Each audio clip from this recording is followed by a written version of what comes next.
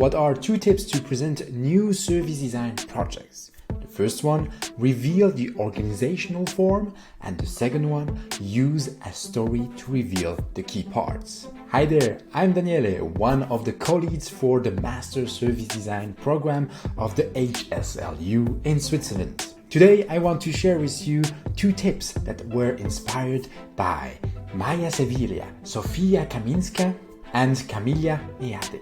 And a big sorry for butchering your last names. When speaking with Sofia about her project, which is a mix of digital ideation, product design, and service design, one question came to mind. What's the organizational form of all of this? Is this new service and project a new business? Is it something that will be embedded in existing businesses? Is it an association? Or is it something more like a movement? As Sofia is working on a project around digital addiction, it makes sense for her to have something which is more like a movement. If you frame a new service more like a movement, it means that money isn't the biggest challenge or the biggest topic that you want to address, because hopefully you will be able to get volunteers to help. But if it's a movement, then comes the question of how do you equip, empower, and motivate all of these volunteers to make that movement alive. And then also the question comes, how do you create a community of volunteers? So knowing what's the organizational form of this new service can really help to not only create clarity, but also see what are the missing parts in your service that you need to address. This is especially true for student service design project, where you create a completely new service that isn't an improvement of something that is already existing. And again, this question doesn't just create clarity on the money side, but also it reveals the parts that were maybe in the blind spot, where now you discover, oh, I have to equip volunteers. So how do I create a toolkit for these volunteers? And if it's rather a business, then how do I make money? And if your service is something that will be embedded within existing companies or existing services, then the question is, how do I motivate these companies or services to bring in this new idea within their existing thing? Let's move on to the second tip. This one is inspired by Maia and Camilla. Usually service design projects are a bit tough to present. First of all, service design is often intangible, or when it's tangible, it's made of dozens of tiny touch points that work all together. Usually the way we present that is within a service blueprint, which is one of these very complex mappings that people outside of the design world, when they look at it, they just feel overwhelmed by it. To fix that, everyone says the same: tell a good story. But the question is, how do you do that?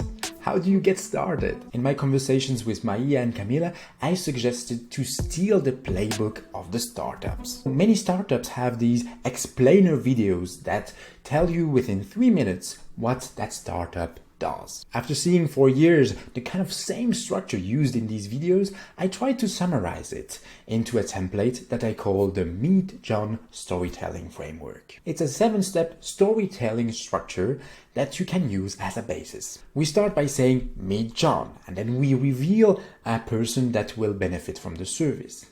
Then we say, sadly, John has a problem, and then we explain the problem that this person has. We then continue by saying John finds the service by doing something. Here we reveal how John gets to be aware of that new service and how he transitions to join the service, which is one step that many service designers forget to plan because they are so much focused on making a great service that they forget the marketing side of it, that we need to make people aware that the service exists. Then we continue the story by saying, now John can do something, where we highlight one of the key features of the service. And we do that 3 times by, for example, saying John is empowered to do something. And finally, we conclude by saying, because of this new service, John feels now an emotion and can do something better in his life. Let me show how we can use exactly that structure for an accounting service like QuickBooks. John is a carpenter who has a passion for creating beautiful chairs, but he has a problem. It's all of the shitty paperwork that he has to do every tax season. He hates it so much because it's all the opposite of the creative work that he's used to do, that he's good at. One day, John has a coffee with his friend and painter, Marissa, and he complains about all the paperwork. Marissa tells him, I don't have to do all of that, I just use my phone and QuickBooks. So curious, John installs the QuickBook app on his phone. Throughout the year, every time he spends some money, he just takes a picture of the receipt with his smartphone. And then automatically the app gets the amount and the category of expense. At the end of the year, John can just click on a button to get a summary for his taxes.